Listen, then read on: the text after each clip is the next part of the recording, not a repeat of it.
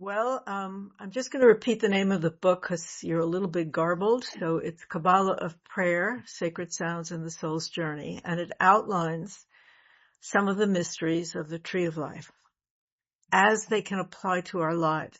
I mean, Kabbalah is a vast study, and it's possible to get quite involved in it without actually figuring out how it might apply to you. So I'm coming at it from a different standpoint. What can we learn that can actually improve our lives and awaken our consciousness? So, as you all know, this is a very difficult period that we're going through and that we will be going through. And if you look at any of the podcasts, or you're doing reading, or you're watching the news or whatever, you're aware that there are multiple threats, all of them terrifying. Ecological disaster, the prospect of artificial or alien intelligence, frankly, taking over with machinery and replacing us and making us completely irrelevant. And of course, global war. All of a sudden people are talking about war again. It's just a very destabilizing time. And we don't know what's going to happen, and we can't prepare for something that we can't imagine.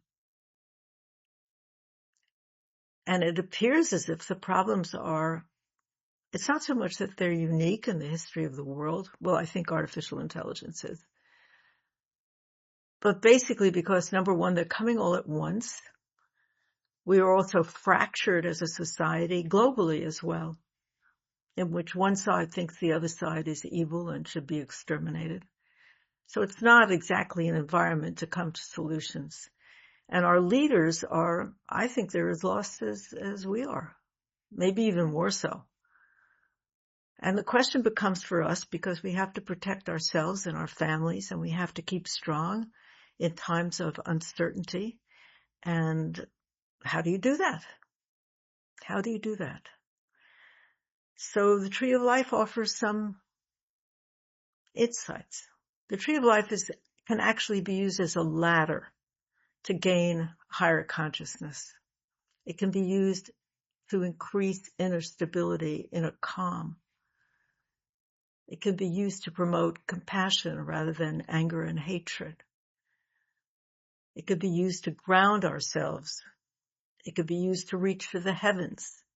There are mysteries embedded in it, and there are actually quite a lot of varieties of ways to approach it. And you probably know this, Peter. I mean, you can look at it geometrically, mathematically. You can look at the letters. There's a lot of mysteries, the numerology and so on. I'm looking at specifically through the prism of sound, vibration. We are all made of vibration. The universe is made of vibration. Everything in our body vibrates. And we have our voices, which is the most spiritual aspect of our outer being.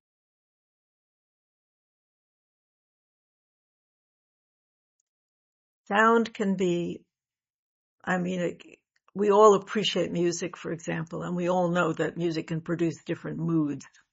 It can get you ready to fight, like in the army or whatever. It can be romantic. It can be calming. It can be transportive. It has a lot of applications. But think of the power of the human voice. The human voice is very powerful. You can say things that can wound. You can say things that can fill people with love and make them expand and grow. You can use your voice to condemn. You can use your voice to praise. You can use your voice to calm. You can use your voice to make people nervous. This is all within our power. And of course, we kind of overlook that because it's so much part of our nature. But you can also take your voice, the power of your voice, combine it with intention, and then learning about the aspects on the Tree of Life, being able to project that sound toward a particular emanation on the Tree of Life, which can be, as I said, inner peace. It can be compassion. It can be ascending to the heavens, getting contact with the heavenly spheres to inform your life. It can be to ground you. It can be to settle you. Now, it's a form of meditation, really. It's just that you're not sitting, like quietly for a long period of time. You can make the sounds in a very specific way, and you can notice a difference in your demeanor and your interactions with other people.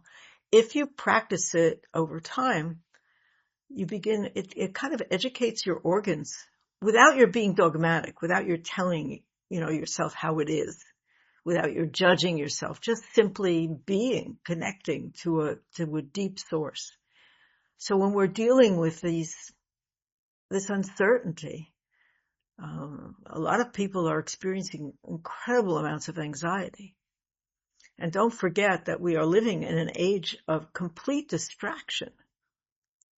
We're living in an age where you can, streaming video, exercise plans, getting thin, 24-hour news, 24-hour availability of entertainment. I mean, this was certainly not something that I grew up with, which wasn't, I'm still here, so it wasn't that long ago. But, we didn't grow up with that. We had to wait for things. You didn't watch, an 8-part program in one evening. You watched it and you waited, you waited for the next event. But the point is we're used to diverting ourselves. And what we're diverting ourselves from is actually looking at ourselves, looking at our authentic self, being true to ourselves, and being able to listen to our environment.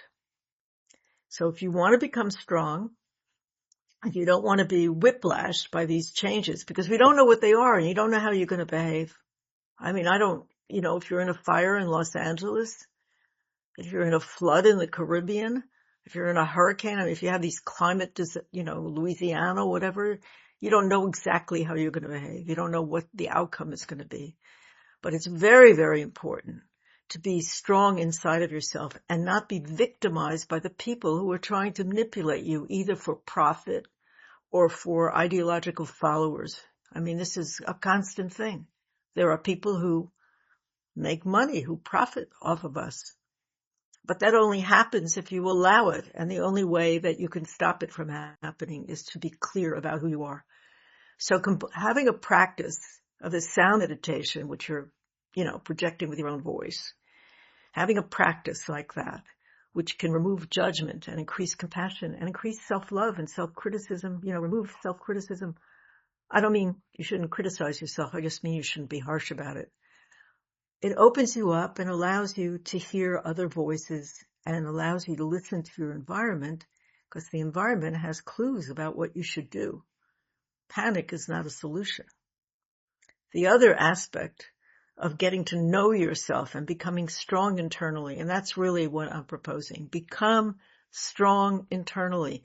Stop looking to diversions to make you feel like everything is okay, or, it could be drugs, sex, rock and roll, whatever. Start looking at yourself, but I mean in a nice way. In a nice way, not in a harsh way. You're a human being. You're struggling, because all human beings struggle. You're struggling and you want to come to center. So using the sounds is one methodology. The other is learning to observe yourself without judgment. If you have a particular kind of behavior that you don't like about yourself, you can watch yourself in the process of doing it. And if you observe it without judgment, without analysis, without explanation, it doesn't matter whether your mother stood you on your head when you were 3 months old. It only matters that in the here and now, you are doing something that isn't serving you. And if you notice the behavior, just notice it. And you just gently notice it every time it comes up, because everything that we observe changes. You will begin to change. So with these two, you'll begin to eliminate the thing that you don't want to do. These two processes, right? Learning who you are, getting quiet and still.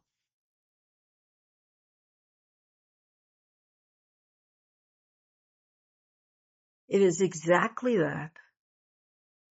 Because when you're using these vocal tones, for example, which are very simple. You don't need an operatic voice. It's just you and your voice, right? When you use these tones, they bring you back. It's sort of like if you think of a mother with her baby and the baby's crying, a newborn or whatever. She could say, listen, I don't really appreciate your crying, and I think that it's upsetting the whole household and nobody can sleep. So, why don't you cut it out? That's not going to work.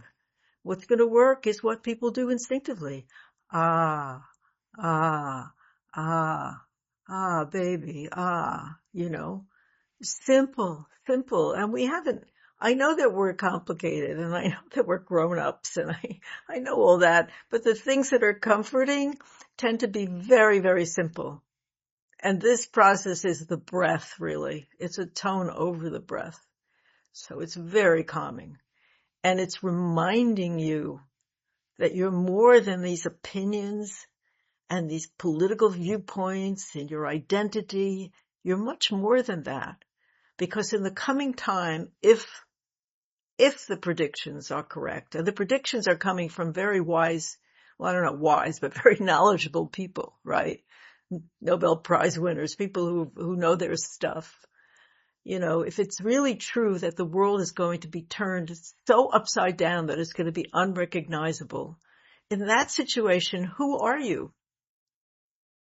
If you go to a party, look, I'm a teacher, I'm a businessman, I'm an entrepreneur, I'm an artist, you have a thing that you present yourself to the world, but are you that?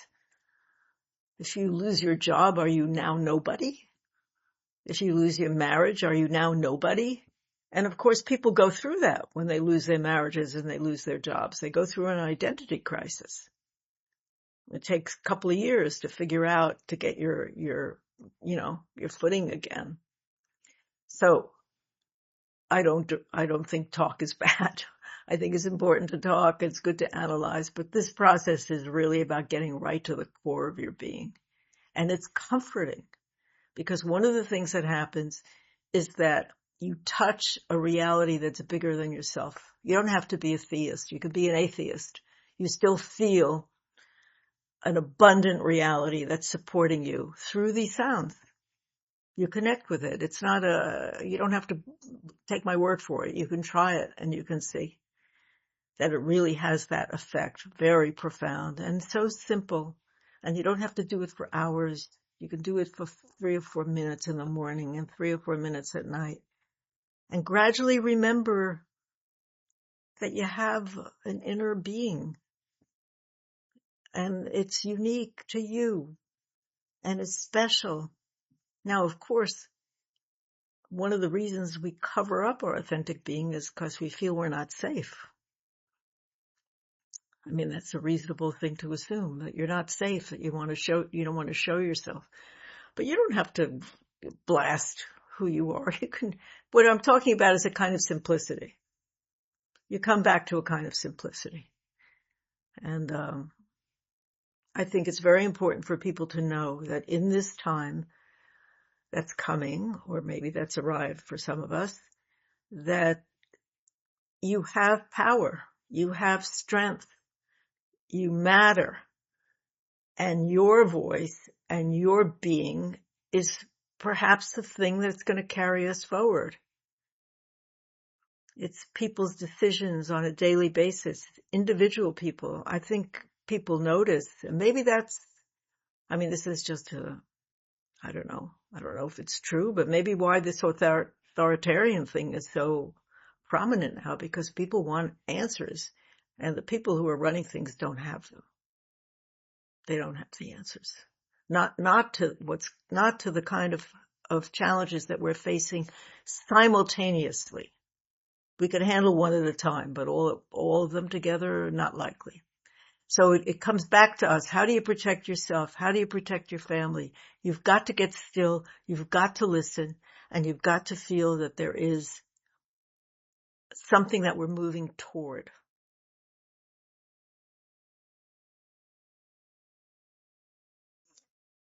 I think you are completely right. I mean, look, everything that we do currently in our societies has lost the sacred. I mean, dancing used to be sacred and used for sacred ceremony, and so is music. Now it's something different. Everything is individualized, whatever. And we forget in the process that we also are here. At least I believe that each of us is here for a reason.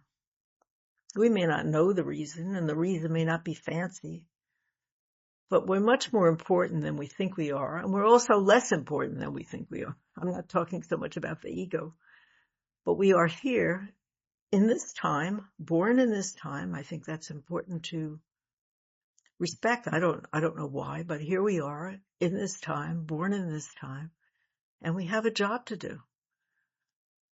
We have to learn to live with heart again. We have to learn to learn our sacredness so that we don't think we're all mechanical. I mean, how are we measured today? How much square footage do you have? How big is your car? I mean, even these multi-gazillionaires are worried about how big their boats are in comparison to the other person's boats. I mean, it's all quantity. We've forgotten about quality. We've forgotten about heart. I mean, now in the public arena, they talk about empathy being a sign of weakness. You know, I mean, that's what we've come to. I mean, we have to remember what distinguishes us from the machines that are apparently coming down the line is that we have a heart. If they're going to be smarter than us, and if they're going to be quicker than us, and if they can do all our jobs, you know, we have a heart. We have to remember that we can cultivate compassion and love. And that's what matters. I'm old enough now to have experienced I have had a lot of joy and good in my life, but I've also experienced severe losses like everybody who've reached a certain age. That just happens. And, you know, I was taking care of somebody who I dearly loved who was dying, and we had everything that we could possibly do was done. Every medical intervention, every spiritual help, every emotional support, and it couldn't save this person. It couldn't save. And in that situation, what you have left is love. Sure, you have a competence. You know, you make sure the hospital is good. You make sure, you know, you get the best doctors. You make sure that the bed is positioned properly. You make sure of all these things. You attend to as much comfort and as you can, but you cannot stop some things. You cannot control some things. And what you discover, or at least what I discovered, is that in the end, what you really have is your love, which transcends the death, which transcends the suffering. That's what you have. And you can use many examples. I mean, I live in the country, and a couple of years ago, the deer were all dying of some mysterious neurological disease. And it was pitiful. I mean, they were on my front lawn and they were staggering and suffering. And what could I do? Nothing.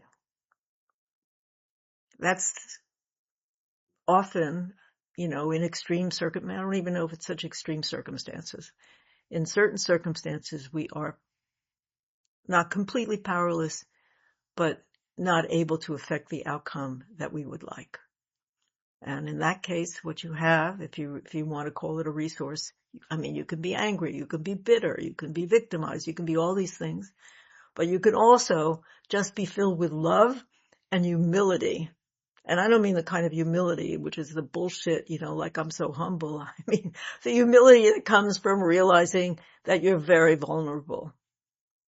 And at the same time, because you are built of the sacred and you are connected to the sacred, then you also endure.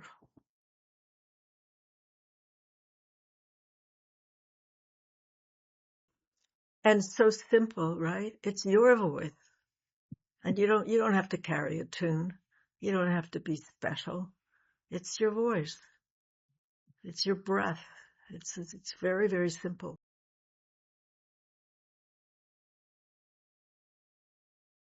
Well, when you make the sounds, you discover things about yourself.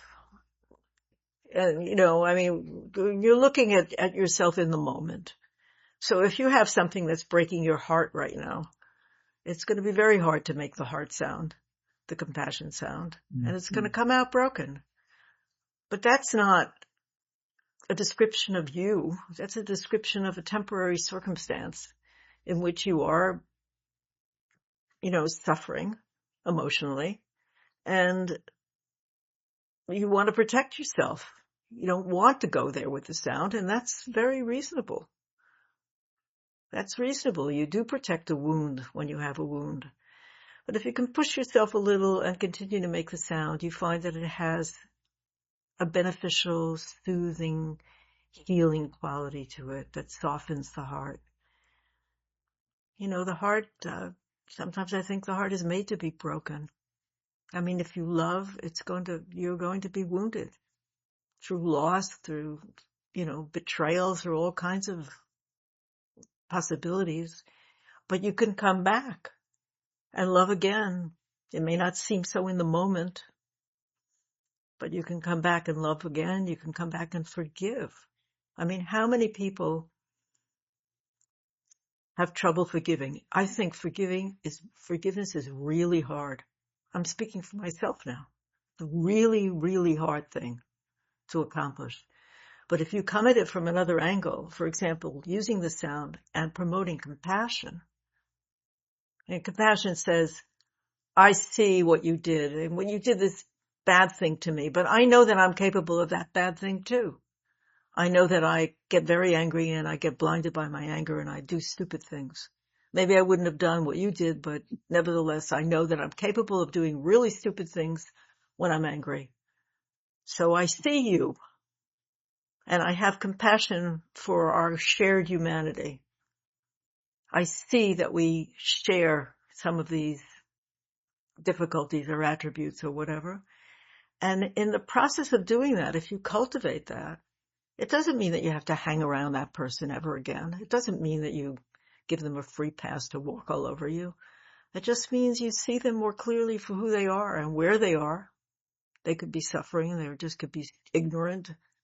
They could be all sorts of things, but you see them for who they are.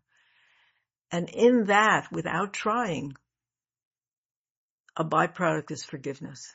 And that's beautiful because if you ever notice how much space that anger takes up inside you, it occupies a whole bunch of space. Energy is limited.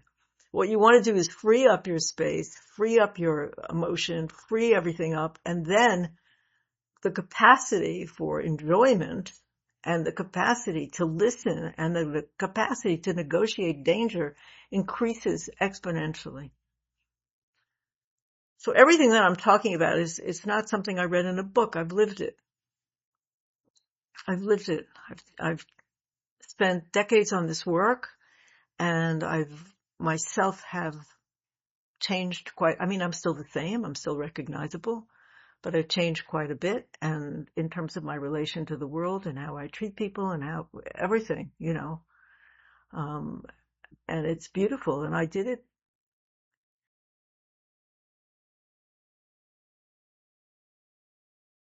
So you can reach me through my website, which is called greatoctave.com. So it's GreatOctave.com, like the music. And you can find my email address there, but the email address is thegreatoctave@gmail.com. And there are events. If you sign up to the newsletter, you'll be informed. And in addition to that, I do private work, which you can inquire about.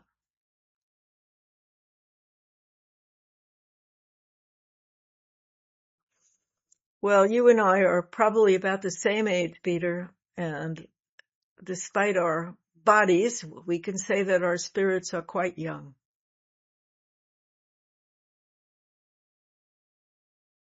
Thank you for having me. And actually, I think I heard you better than it was okay.